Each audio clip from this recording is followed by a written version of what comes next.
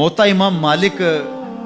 کی شہرت جب پھیلی تو ہارون الرشید نے بغداد سے خط لکھا امام مالک کو کہ میں آپ سے درس حدیث لینا چاہتا ہوں، اور چونکہ میں یہاں بغداد میں ہوں اور میرا آنا تخت و تاج کی حرکت ہوگی،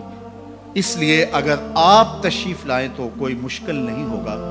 تو میں اپنے شاہی محل میں آپ کے لیے، آپ کے خدام کے لیے اچھا انتظام کر دیتا ہوں، اور ان کی ضروریات کا پورا خیال رکھا جائے گا۔ ماں شاگردوں کے آپ اگر بغداد میں تشریف لائیے تو کیا خوبصورت منظر ہو، اور میں آپ سے سیکھنا چاہتا ہوں۔ علامہ اقبال نے اس منظر کو بیان کیا کہ جب خط پہنچا امام مالک کو تو امام مالک نے خط پڑھا، آپ کے چہرے پر سرخ رنگت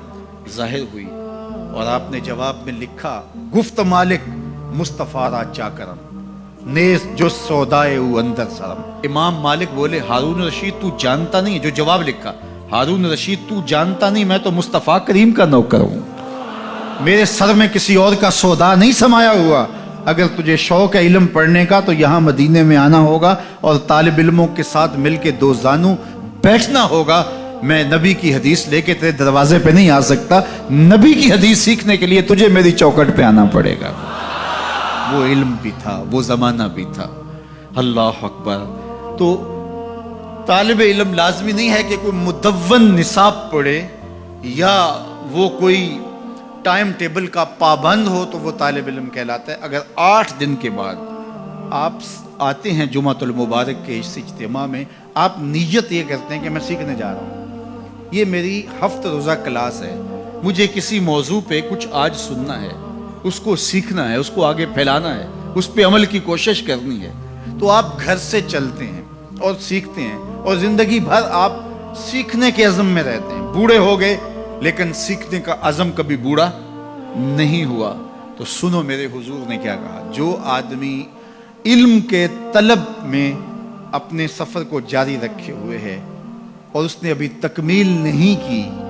کہ اس کی موت واقع ہو گئی، فرمایا کل قیامت کے دن نبیوں اور اس کے درمیان صرف 1 درجے کا فرق ہوگا، اتنے اونچے درجے پہ جائے گا کہ صرف 1 درجے کا فرق ہوگا۔ یہ وہ شخص ہے جس نے علم دین کی طلب میں اپنی زندگی گزار دی، اور جب طالب علم گھر سے چلتا ہے اللہ کے نوری فرشتے اس کے پاؤں تلے اپنے پر بچھاتے ہیں۔ بڑا پروٹوکول ہوتا ہے کہ سرخ قالین بچھے ہوں کسی کے لیے،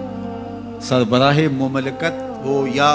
کوئی اور قابل اعتبار ہستی ہو، اور کسی عالی مرتبت شخصیت سے ملنے جائے اور وہ اعزاز تکریم کے ساتھ اس کو نوازے، اور سرخ قالین بچھے ہوئے ہوں، اعزاز و تکریم دیا جا رہا ہو، لوگ کہتے ہیں یار انہوں نے تو ریڈ کارپٹ بچھا کر ہمارا استقبال کیا۔ برطانیہ میں یہ شاہی اعزاز ہے جو کسی کو دیا جاتا ہے۔ اللہ اکبر۔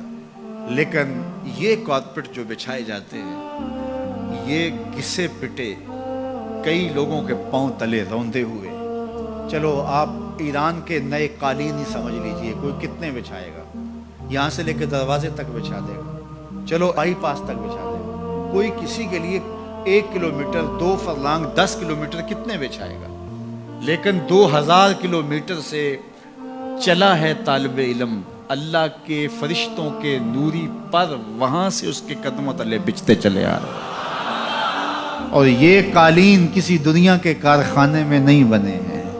یہ فرشتوں کے تقدس مآب پر ہیں جو طالب علم کے پاؤں تلے بچھتے ہیں۔ وہ اعزاز، وہ تکریم جو ان طالب علم کو دیا گیا ہے وہ کسی اور کو نہیں دیا۔ سب سے بڑی بات یہ ہے کہ اللہ کے محبوب علیہ السلام نے علماء کو